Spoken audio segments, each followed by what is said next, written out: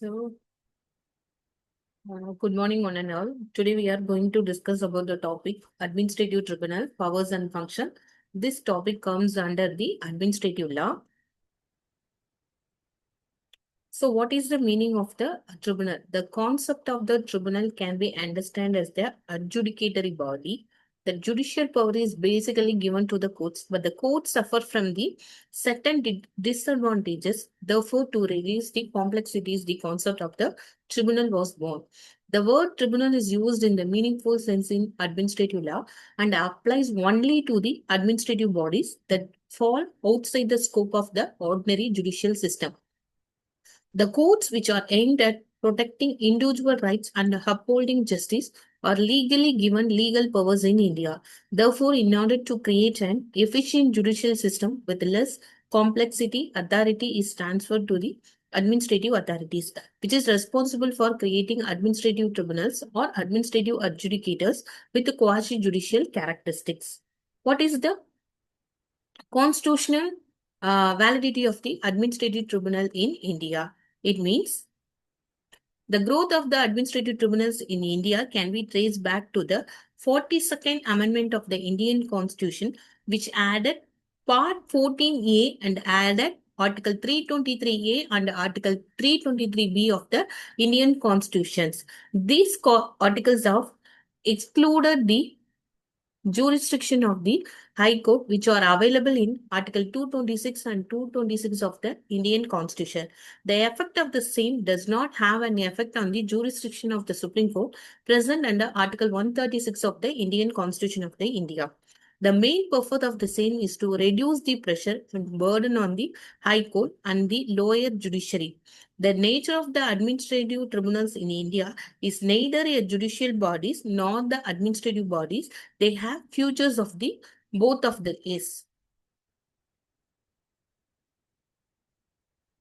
The Administrative Tribunal Act 1985, it talks about the all matter falling in the class 1 article of the 323A. According to the act, there must be a central administrative tribunal at the center and a state administrative tribunal at the state level for the every state.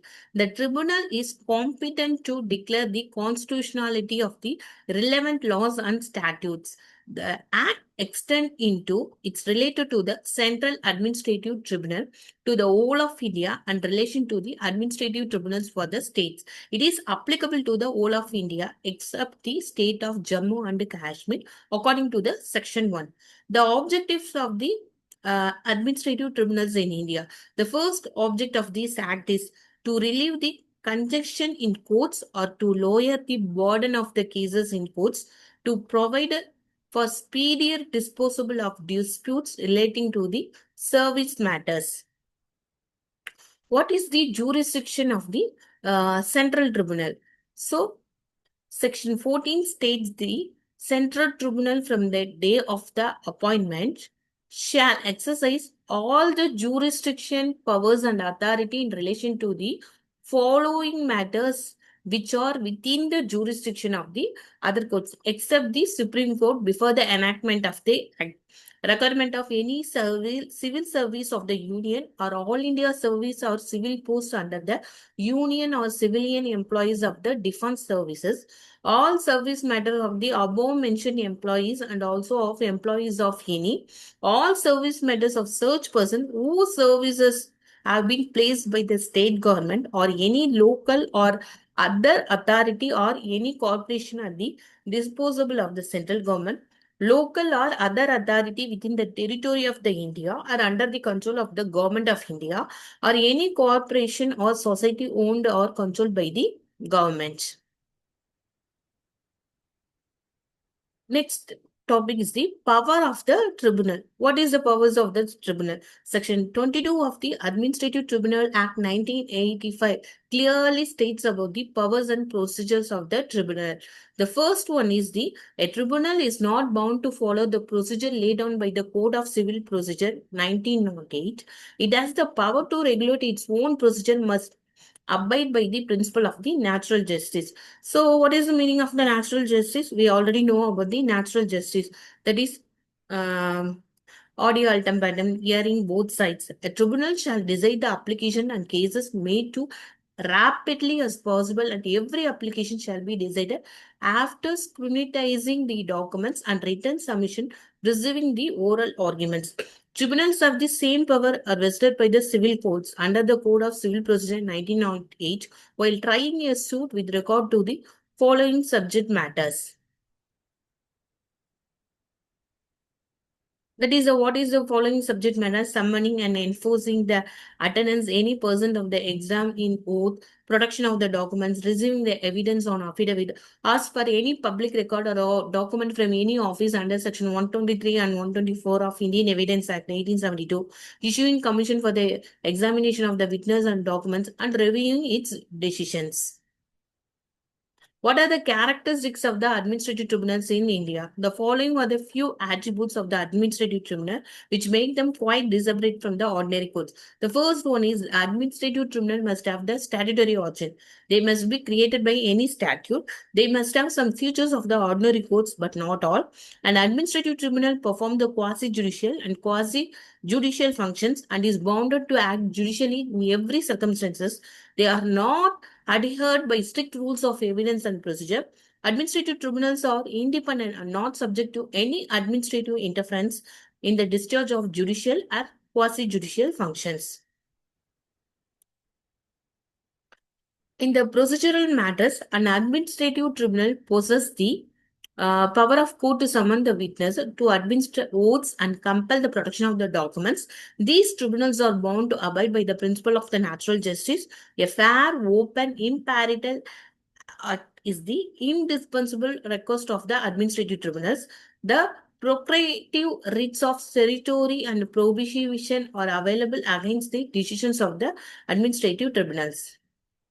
So the first case law about the administrative tribunal is the SB Sambat Kumar versus Union of the India. What is the facts of the case? The constitutional validity of the Administrative Tribunal Act was predominantly challenged under the ground that the Act excludes the jurisdiction of the High Court under Article 226 and 227 with regard to the service matter, and hence destroyed the concept of the judicial review, which is an essential feature of the Indian Constitution. So what is the judgment of this case now? A five-judgment bench of the court upheld the validity of the act except the section 6 under subclass 1, subclass C. The court held that the act has excluded the jurisdiction of the judicial review exercised by the High Court in the service matter. It does not entirely exclude the concept of the judicial review. The jurisdiction of the Supreme Court under Article 32 and 136 has not been excluded by the Act and kept unscathed.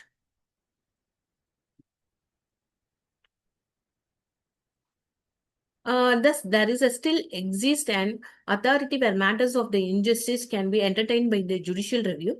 The judicial review, which is the part of the basic structure of the Indian Constitution, can be taken away from a particular area only if an alternative effectual institution mechanism authority is provided. However, Section 6, subclass 1, subclass C of the Act was held to unconstitutional and gave to unrestricted power to the government to appoint the chairman, vice chairman, and other members of the tribunals. These appointments must be made by the government in a meaningful and effective manner only after consulting the Chief Justice of the India. The court recommended that the term of 5 years prescribed under the Act of the Chairman, Vice Chairman, and the other members of the tribunal is not rational because it would act as the discussion of the good and generous people to accept the job in tribunal and should therefore as reasonably extended. The direction given by the Supreme Court came into effect through the Administrative Tribunal Amendment Act 1987. Next case is the Union of India versus Gandhi President Madras Bar Association. So what is the fact of this case? The constitutionality of the National Company Law Tribunal and National Company Law Appellate Tribunal on the following grounds. Parliament does not have the authority to vest the judicial function in any tribunal that have been traditionally performed by the High Court since so long. transferring the entire company jurisdiction of the High Court to the tribunal, violative of the doctrine of the rule of law, separation of the powers, and independence of the judiciary.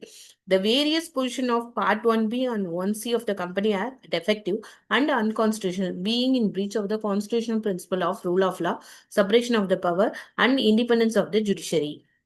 So the judgment of the case is the court upheld the constitutionality of the NCLT and NCLAT is exercising the powers and jurisdiction of the High Court subject to the necessary changes to be made in the Company Act 1956 as amended in 2002 through these suitable amendments.